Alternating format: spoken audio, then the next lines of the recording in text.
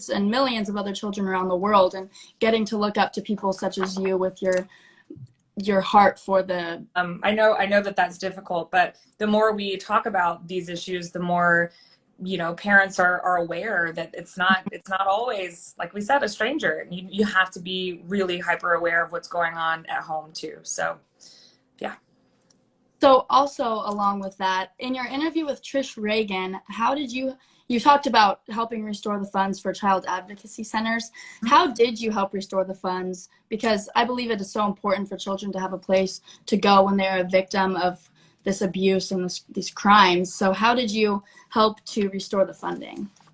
Sure. Well, growing up in Alabama, I didn't actually realize it while I was living in Alabama in my younger years, but Alabama has more child advocacy centers per capita than any other state. And in Huntsville, actually where I live now, is the National Child Advocacy Center, which is the very first, what we call a co-located child advocacy center. And what that means is that every program or system that a child has to go through when they express that they've experienced abuse is all under one roof. So you've got police officers there, social workers there, therapists, there's a doctor there, all under one roof. So when a child walks in and says, "This happened to me," they only have to say it once. They go through the whole experience at one time versus having to move from place to place and tell the story again. So Huntsville having the first National Child Advocacy Center and me getting to tour that before I won Miss America allowed me to have a frame of reference to understand just how important that funding really is. And during my time as Miss America, I partnered with the National Children's Alliance. They're a national nonprofit that works to eradicate child abuse and child sexual abuse. And I worked with them to lobby door by door Congress. And we went and spoke to our legislators and talked to them about the importance of funding. And I testified before a congressional hearing, and we were able to get that funding restored by working together. That was actually the first time I think I really understood the power of organizing politically and the power of really using your voice. If you work with people who know what they're doing and you have a story to tell, then you guys collectively can really make some change happen. So for your social impact, did you start focusing on this through the Miss America organization, or was it something that you already focused on, and when you got involved in the organization, you just brought a light to it? Actually, no. So I started competing in the Miss America organization the very first year that the teen program. Yeah, when you were 13. Yeah. That's how I was. And my first social impact focused on arts education in schools. And then throughout the years, I had different experiences that sort of pushed me in different ways. And that's one of the things I really like to encourage other young people who are participating. If your passions change, your social impact can change too. There's nothing wrong with that. It doesn't negate the work that you've already done. That said, I actually, for the majority of the time in the program, my social impact was the Dove Campaign for Real Beauty. So I was a body positive advocate long before it was even a thing, I think. And it wasn't until my very last year competing, I had watched Miss New York Claire Buffy. She won the first year I competed in New York, and she had worked to pass marriage equality, which was a huge deal in New York. And then Caitlin Monty, who was Miss New York the year after that, I watched her really make an impact with her social impact initiative. And so before I went to Miss New York my last year, I said, what can I do that will truly have the type of impact that these two women have had? So I changed it in the ninth hour of my last year, my last chance, and it paid off. So you talked about starting competing when you were 13, and what's funny is that's how I was. I actually turned 13 the day before the state competition, so I'm like 12 years old. It was a rough moment. I thought I was like slaying everything. I had this blonde hair. I am not naturally blonde, so it was bleach blonde. It did not look very good. And I competed, and I remember, I've told this story a few times, but we were standing on stage when they were announcing top 10, and I'm like, oh my gosh, they're just waiting to announce me because I'm going to win. And then I was not in top 10. That didn't happen. But I had the spirit for it, I guess. But you did start. Not everyone walks in with that level of confidence. So well, I didn't like the confidence, but maybe I should have. But we're here now, so it's okay. But yeah, so you talked about competing at 13. So what continued to inspire you to come back each year up to winning? Well, the first time I competed, it was because a dear family friend was the local director for the title that she essentially was like, would you like to go to the state competition? You can go as Miss Auburn Opelika Teen or whatever we were calling it then. And so I went, and I really didn't know what I was doing either. And I got the runner up on the first shot. And so Oh my, that we talk about goal setting. So I was like, okay, let me try again. And then I got first runner up and then second runner up. And so it was really just that, like, getting so close that kept me coming back because, you know, persistence pays off. So I've been a runner up many, many times. yes, and that's cool because I've heard from a lot of people they'll get runnered up and they're like, ugh, this is annoying. Like, I want to get out of it because I just can't seem to win. But I think that's when you should continue to come back like you did, because obviously now look where you are, Miss America. I'm like, I wish. Also, you don't know what you don't know. And I think that time is very important. Had I not, you know, I was first runner up twice in New York. And had I not been first runner up twice, I would have not watched Claire and Caitlin, the tremendous work that they did, which inspired me to really reassess what I was doing because they had such impact. And so, yeah, I think sometimes you need to take the lesson that's in front of you. Maybe they won for a reason and there's something to be learned from them. And we talk a lot in New York about our legacy. Legacy is not something that I bring to the table. It's something that I continue. And so when you know, talking to each other about what we wanted to see happen, it's like the legacy of these really powerful women who do actually make an impact in their community. And I'm really proud, I think, of the Miss New York legacy for maintaining that. So along with the legacy that all these amazing women continue on, like I said it earlier, I see your involvement with the Business Outreach Center supporting women entrepreneurs in the New York City area. My career ambition is actually to be a teacher and own my own school as an entrepreneur, because I think it's so important to instill these qualities into young children at a young age. And like you were talking about earlier about getting kids to know how to self-report these acts of abuse, there are so many things that need to be instilled in young children. But so that's my career ambition. But how can we help more women be the entrepreneur and not the employee? Well, I think what's most difficult for people who might be thinking about branching out on their own for a business venture is that sometimes they just don't know where to start. And one of the mottos that I live by is, how do you eat an elephant? One bite. Right? So if you don't know where to start, that's how I felt running for Congress, which essentially was me starting a business. I mean, I had to employ people, find funds, you know, all of those things. And I didn't know where to start. So I just started asking questions. Anyone who would give me information, I took it. And so I think one of the things we have to help other young women and women alike reconcile is that it's just getting over the fear. And once you start asking questions, you can take one step at a time and eventually build into whatever it is that you dream about in your entrepreneurial goals. So to me, it's about helping people know that it's not as scary as it seems. It just takes, you know, one bite at a time to eat the elephant. Yes, it's a perfect analogy too, because I think that a lot of people, including myself, there have been moments where I'll try to just eat the elephant all at once and just shove it in my mouth and try to swallow work. And thinking about yourself from getting overwhelmed, a little bit. Yeah. Yeah, I love the analogy because I would have never thought of that before.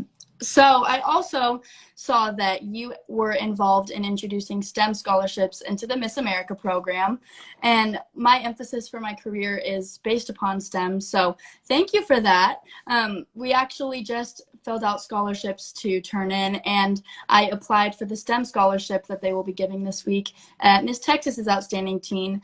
So how do you feel women are progressing in STEM, and what progress do you think we should still be working towards in the future? Well, I will say I can't take credit for introducing the STEM scholarship. I was just a mouthpiece for the organization while that was happening. So it wasn't really me per se, but I was proud to be a part of the fact that Miss America was evolving in that realm and making that something that was at the forefront of our mission and our goals for the women who participate. I think that we have made quite a bit of progress, but statistics will tell us that we have a really long way to go, especially in positions in STEM related fields, tech and things of that nature.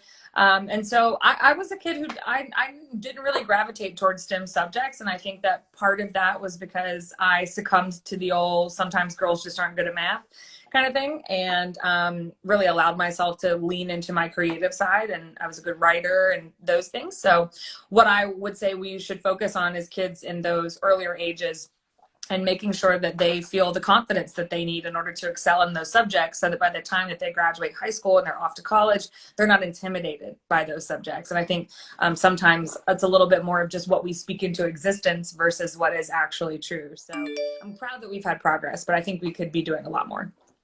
Yes, growing up in all of my schooling, I never really focused or was directed towards the subject of STEM until I recently moved to an international baccalaureate world school where it is a huge deal. So I'm in robotics, and I've been attending all these robotics and STEM competitions, which has been amazing. But I think it's weird to look at and say STEM is such a huge part of our world, but these children still are not being taught about it in school.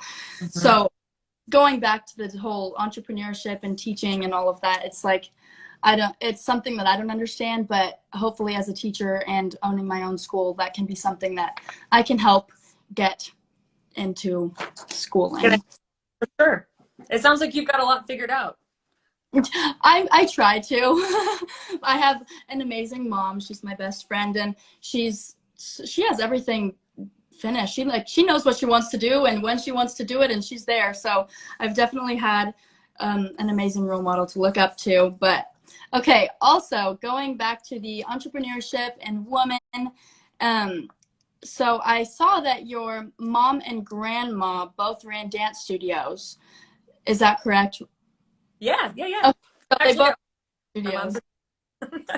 Yes. So when did you start dancing? Mom, too? 18 months. 18 months, she says. Yeah, I started when I was 2 years old. Oh, what were you saying? It cut out. Oh, no. I was just going to say I kind of grew up sort of going back and forth between their studios whenever time permitted until my grandmother closed hers when I was a little bit younger. So I've been moving and shaking.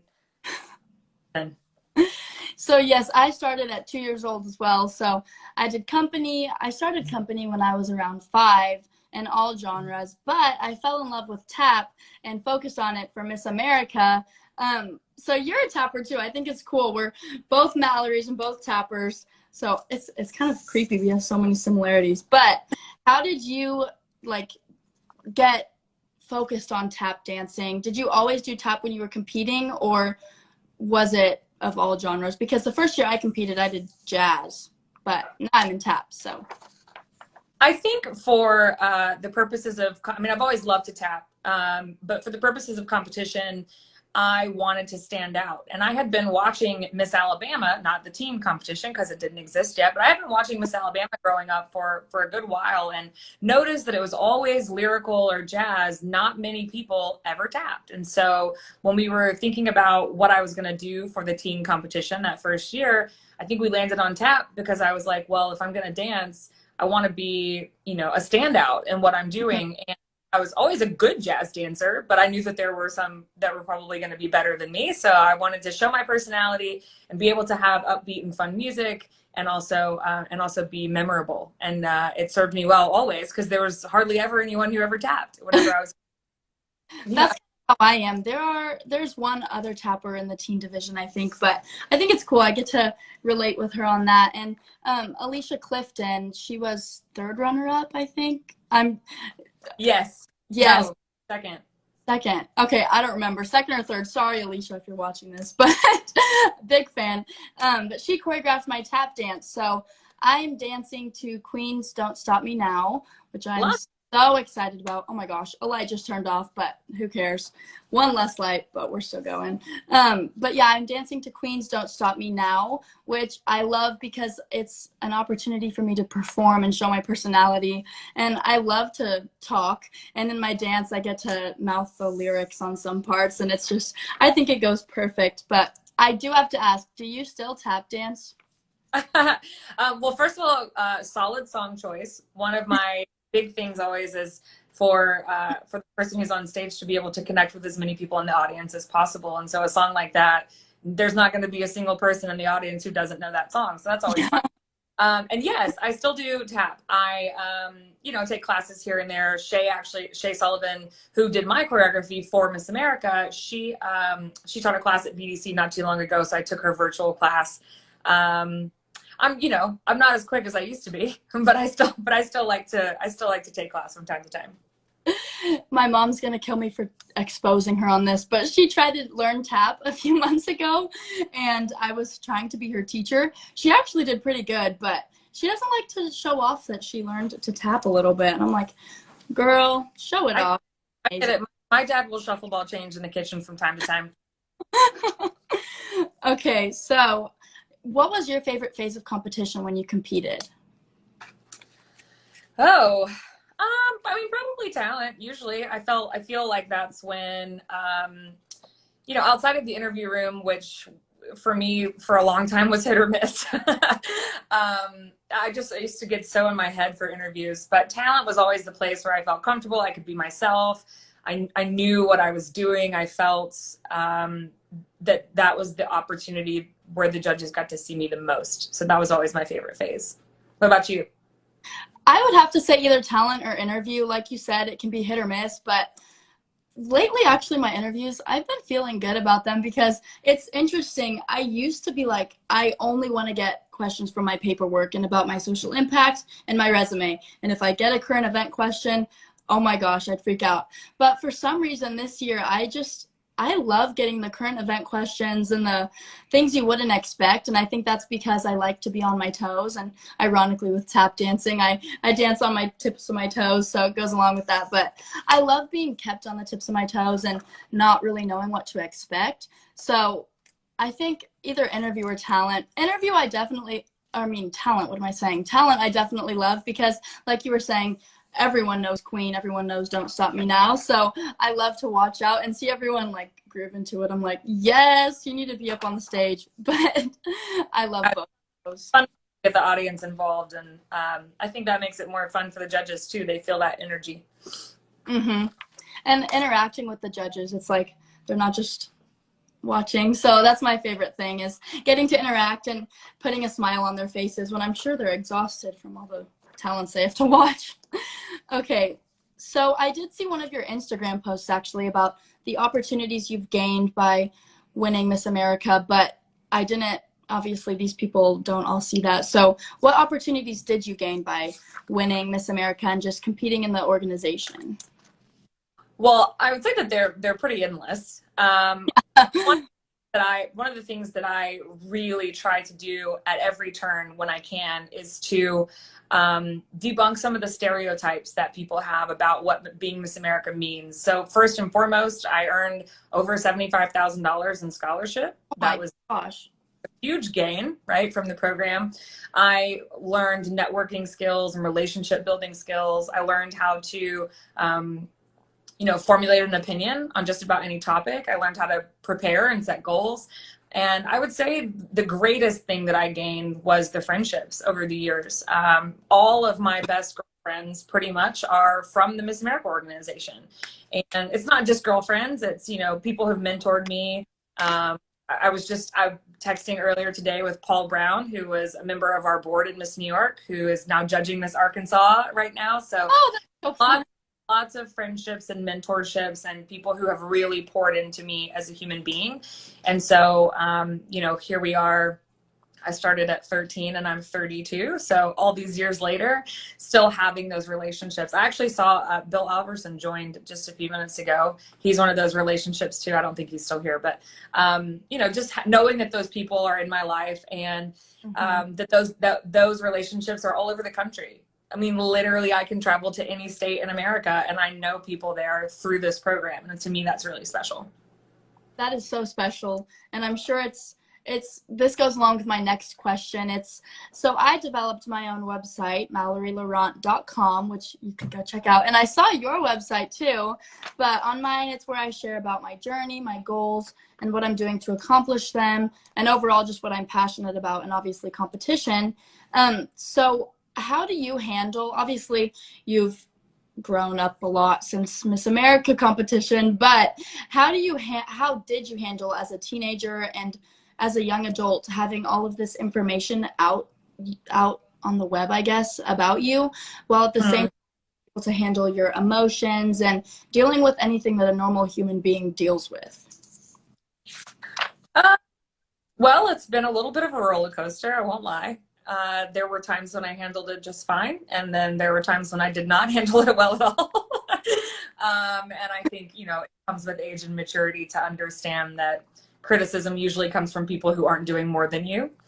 And so it's really easy to sit behind a computer screen and talk about somebody's weight or hair or shoes or whatever it is. And it took me a long time to realize that the people who were doing that were people who were not in my atmosphere, right? And so now, of course, running for office, definitely like just Yeah. whatever.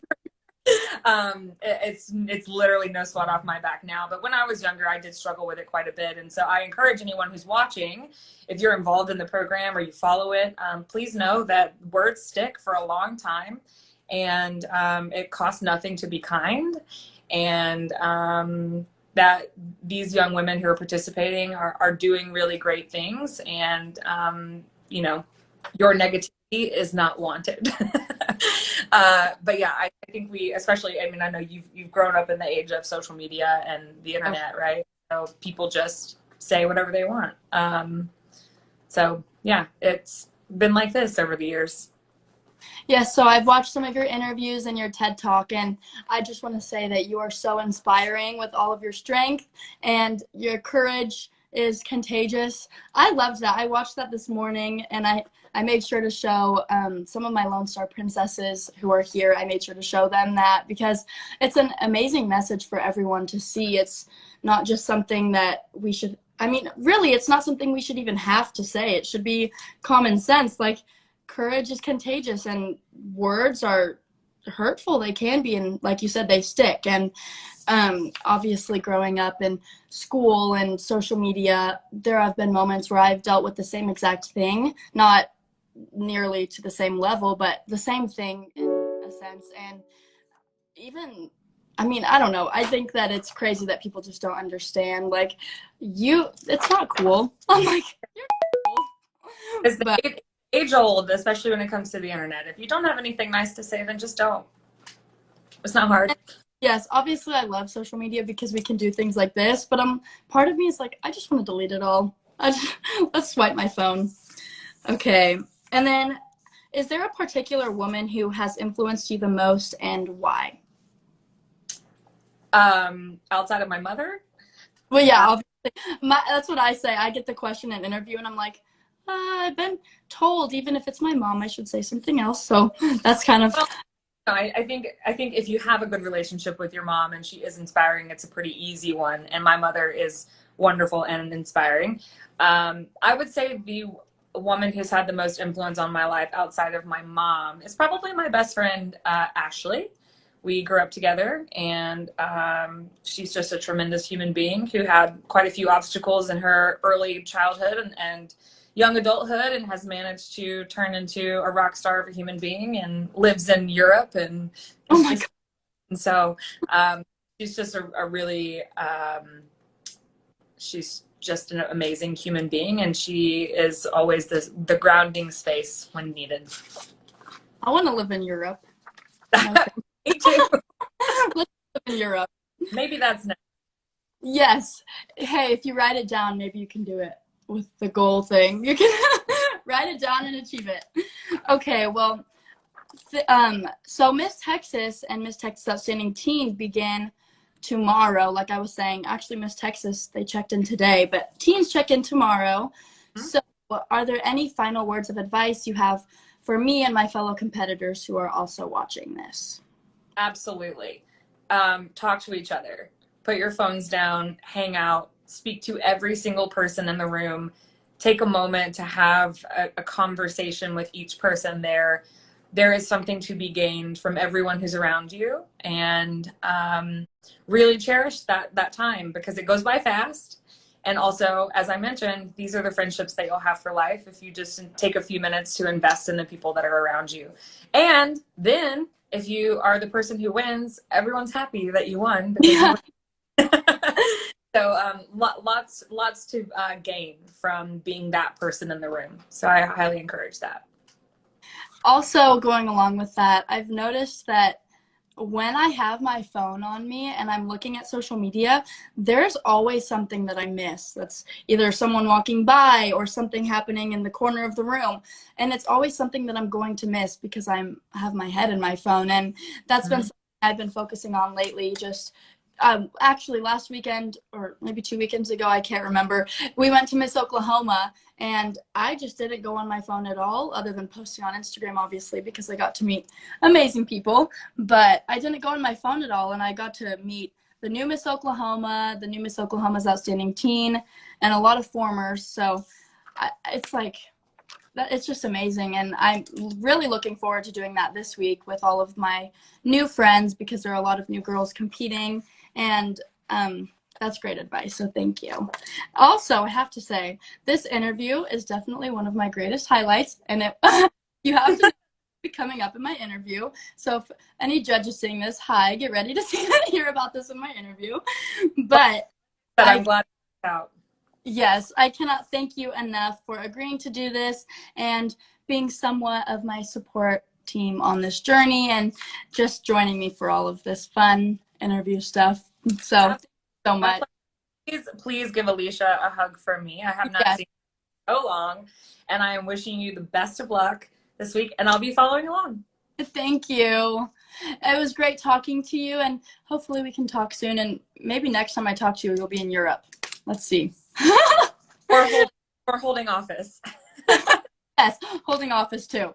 In Europe. Just or maybe that. Yeah. Yeah. Okay. Bye. Good luck. Bye.